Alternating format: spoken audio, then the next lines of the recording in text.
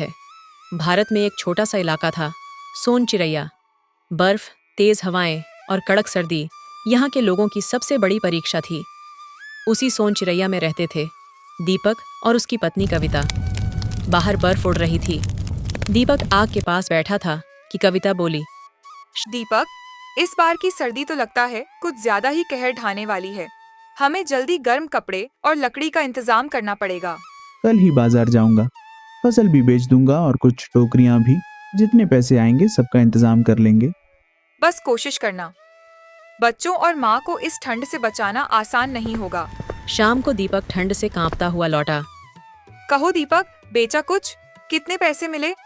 लोग तो घरों से निकल ही नहीं रहे थे। 2-4 ग्राहक ही मिले। बस इतना मिला कि मुश्किल से थोड़ा अनाज खरीद पाए। तो ईंधन और कपड़े, घर का राशन भी खत्म हो रहा है। एक दिन पड़ोसी मोहन दौड़ता हुआ आया। दीपक भाई, मेरी बहन को तेज बुखार है। घर में एक कंबल तक नहीं है। डॉक्टर का खर्च भी नहीं। मदद करो। दीपक ने अपने घर का एक गर्म कंबल और जड़ी बूटियां उठाकर मोहन को दे दी। दीपक, हम अपने लिए भी कुछ नहीं बचाया। क्या कर रहे हो? उसकी बहन की हालत ज्यादा खराब है। ऐसे वक्त में अगर मदद न करूं तो इंसान कहलाने का क्या मतलब।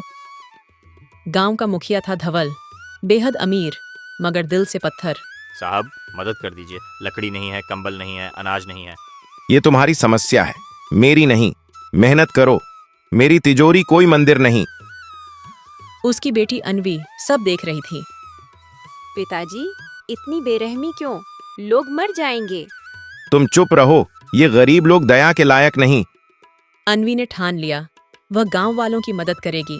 दीपक, इस ठंड में जंगल मत जाना, जान को खतरा है। अगर लकड़ी न लाया तो हम सब ठंड से मर जाएंगे। मुझे जाना ही होगा। वह बर्फीले जंगल में गया, मुश्किल से थोड़ी लकड़ी जुटा पाया। दीपक ने गांव को एकजुट किया। अगर हम सब मिलकर नहीं लड़ेंगे, ये ठंड हमें खत्म कर देगी। हम लकड़ी भी मिलकर लाएंगे, आग भी एक साथ जलाएंगे और खाना भी आपस में बांटेंगे। गांव वाले तैयार हो गए। एक रात मोहन भूख से तड़पकर मुखिया के गोदाम से अनाज लेने घुस गया। देखा, यही होते हैं गरीब। सजा मिलेगी। मोहन ने गलत किया है, पर उसकी मजबूरी देखो। वह सिर्फ अनाज लेने आया था, अपने परिवार को बचाने के लिए। भूख इंसान से कुछ भी करवा देती है। सब शांत हो गए। दीपक की मदद से उसने एक बड़ा सामूहिक आश्रय स्थल बनवाया, जहां सब लोग आग के पास रातें काटने लगे। एक रात धवल की हवेली तक ठंड पहुंच गई। अरे, ये कैसी ठंड है। मैं भी नहीं बच पाऊंगा। पिताजी, आपने गांव वालों की मदद से मना किया और आज वही लोग मिलकर जी रहे हैं। ठंड अमीर गरीब नहीं देखती। धवल को अपनी गलती समझ आ गई। अगले दिन मुझे माफ कर दो सब लोग। मैं बदलना चाहता हूं। आज से कोई भी भूखा या ठंडा नहीं रहेगा। धवल ने अनाज, लकड़ी, कंबल सब बांट दिए थे। गांव के बीच खेती चल रही थी। इस बार की फसल अच्छी होगी दीपक। हाँ कविता, जब सब साथ हो मुश्किलें आसान हो जाती हैं। अनवी आई। दीपक चाचा, पिताजी ने गांव के पास गोदाम बनाने का फैसला किया है। इस बार की फसल सुरक्षित रहेगी। बहुत अच्छा विचार है। कुछ लोग फिर भी शक करते थे।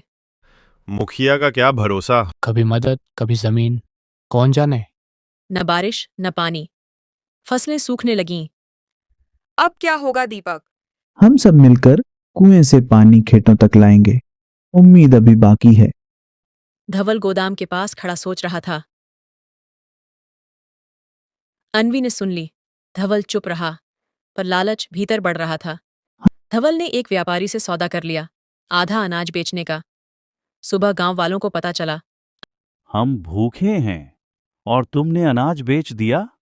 हमने आपको अपना बड़ा माना था। कुछ ही दिनों में बारिश हुई, फसलें उगने लगीं। धवल अकेला बैठा था। गलती हर इंसान से होती है, पर सीखना ही असली बात है। सोन चिरैया अब पहले से ज्यादा खुशहाल था। दीपक, कविता, मोहन, अनवी और धवल मिलकर गांव को आगे बढ़ा रहे थे। कुछ बुजुर्ग चिंतित हुए, पर दीपक ने समझाया, बदलाव जरूरी है पर अपनी पहचान बचाकर। अनवी ने गांव की बैठक बुलाई। धवल ने अपनी आधी जमीन दान कर दी। सबने मिलकर राहत की सांस ली।